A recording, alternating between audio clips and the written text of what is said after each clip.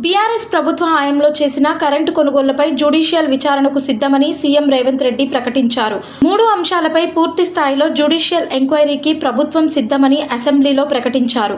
జగదీష్ రెడ్డి సవాల్ను స్వీకరిస్తున్నాం, విద్యుత్ శాఖలో స్కామ్లపై విచారణ చేయిస్తామన్నారు రేవంత్. ఛత్తీస్గఢ్తో ఒప్పందం, యాదాద్రి భద్రాద్రి పవర్ ప్రాజెక్టులపై జ్యుడిషియల్ ఎంక్వైరీ చేయిస్తామన్నారు. ఆనాటి ప్రభుత్వం సభలో ఏనాడు వాస్తవాలు బయటపెట్టలేదన్నారు. ఛత్తీస్గఢ్ ఒప్పందం తప్పని చెప్పిన ప్రభుత్వ ఉద్యోగిని గత ప్రభుత్వం వేధించిందన్నారు రేవంత్. మారుమూల ప్రాంతానికి బదిలీ చేసి హోదాను తగ్గించిందని చెప్పారు. ఛత్తీస్గఢ్ ఒప్పందంపై తాము ప్రశ్నిస్తే సభలో మార్షల్తో బయటకి గెంటించారని విమర్శించారు. రేవంత్ ఉద్యోగ శాఖను పూర్తిగా స్కానింగ్ చేసి పూర్తి వివరాలు బయటపెడతామన్నారు. కరెంట్ అనే సెంటిమెంట్ను గత ప్రభుత్వం ఆర్థిక అవసరాలకు వాడుకుందని ఆరోపించారు. మొత్తం వాస్తవాలను బయటకు తీయాల్సిన అవసరం ఉందన్నారు. నిలదీస్తుంటే ఈ ప్రభుత్వం ముఖం చాటేసింది తప్ప ఏ సందర్భంలో కూడా మేము ఉన్నాము అని చెప్పలేని పరిస్థితి. ఈరోజు ప్రభుత్వ ఉద్యోగులకు ప్రతి నెల 1వ తారీఖు నాడు జీతాలు ఇవ్వాల్సిన బాధ్యత నుంచి ఈ ప్రభుత్వము జీతభత్యాలు ఇవ్వలేని పరిస్థితికి వచ్చింది. అదే మీ పెద్ద కొడుకును నేను, కేసీఆరే తెలంగాణ రాష్ట్రంలో ఉన్న పేదోళ్లకు పెద్దోళ్లకు ఆసరా పెన్షన్ వచ్చే వాళ్లకు పెద్ద కొడుకుని అన్నాడు. ఈరోజు 2 నెలలు 3 నెలలు ఆలస్యంగా కూడా కొన్నిసార్లు వాళ్ళ పెన్షన్ పేదవాళ్ళకి ఇచ్చే పరిస్థితి, ఆర్థిక దివాలా ఈరోజు తెలంగాణ రాష్ట్రాన్ని ఆ దిశగా వారు నడిపించారు. ఈరోజు జిహెచ్ఎంసీ గ్రేటర్ హైదరాబాదులో కాంగ్రెస్ పార్టీ సృష్టించిన ఔటర్ రింగ్ రోడ్ 159 కిలోమీటర్ల ఔటర్ రింగ్ రోడ్డును ఆనాడు కష్టపడి 6,500 కోట్లతోని 6,000 ఎకరాల భూసేకరణతోని ఒక అద్భుతాన్ని కొన్ని లక్షల కోట్ల రూపాయల ఆస్తిని మేము సృష్టిస్తే 7,300 కోట్లకు ఈ ప్రబుద్ధులు తెగనమ్ముకొని బంగారు గుడ్డు పెట్టే బాతును ఒకటేసారి కోసుకొని తిన్నారు అధ్యక్ష.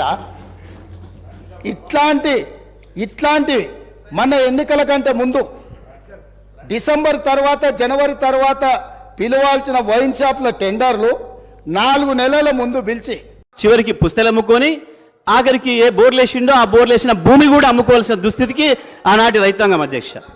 10-20 ఎకరాలున్న రైతులు కూడా వారు మహబూబ్నగర్ నుంచి స్వయంగా మేము చూసినాం అధ్యక్ష. ఎవరైతే పాలేరులో నియమించుకున్నాడో ఆ రైతు 20 ఎకరాలున్న రైతు వాళ్ళు వెంటబెట్టుకొని హైదరాబాద్కు కూలికి వచ్చిన పరిస్థితి అధ్యక్ష.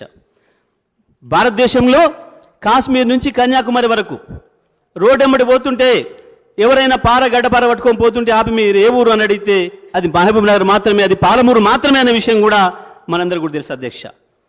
ఆనాడు రైతుల పరిస్థితి, రైతుల దుస్థితి ఇది అధ్యక్ష. ఈ పరిస్థితులలో ప్రజలు మాకు అవకాశం ఇచ్చిండ్రు, వచ్చిన అధ్యక్ష. ఏం చేయాలి? మొట్టమొదటిగా విద్యుత్ దొరికినా, విద్యుత్ ఎక్కడైనా అందుబాటులో ఉన్న విద్యుత్ స్థాపిత సామర్థ్యం మనకు తెలుసు అధ్యక్ష. వారే చెప్పిండ్రు ఆనాడు విద్యుత్ స్థాపిత సామర్థ్యం 7,700 మెగావాట్లు అనే విషయం. కానీ అది పూర్తి స్థాయిలో సరఫరా చేయడానికి కానీ, పంపిణీ చేయడానికి కానీ, ట్రాన్స్మిషన్కి కానీ, డిస్ట్రిబ్యూషన్ కానీ అవకాశం లేవు అధ్యక్ష. ఒక్కొక్క దశలో విద్యుత్ అందుబాటులోకి వచ్చేది కేవలం మన దక్షిణ ప్రాంతంలోనైనా. ఉత్తరాదికి దక్షిణాదికి అనుసంధానం లేదు, గ్రిడ్ లేదు అప్పటికి. కేవలం మన ప్రాంతంలో ఉత్పత్తి అయిన విద్యుత్ అయినా సరే. మనం 2004 తర్వాత వరుసగా 5, 6, 7 సంవత్సరాల కాలంలో బ్రహ్మాండంగా వర్షాలు వచ్చి ఐడల్ విద్యుత్ అందుబాటులోకి వచ్చింది అధ్యక్ష. నాగార్జున సాగర్ కావచ్చు, శ్రీశైలం పూర్తి స్థాయిలో ఉత్పత్తి జరిగింది, ఎక్కువ కాలం జరిగింది, అందుబాటులోకి వచ్చింది. ఆ కాలంలో కూడా వరుసగా 6 గంటలు రైతాంగానికి విద్యుత్ ఇచ్చే అవకాశం లేకుండా పోయింది అధ్యక్ష.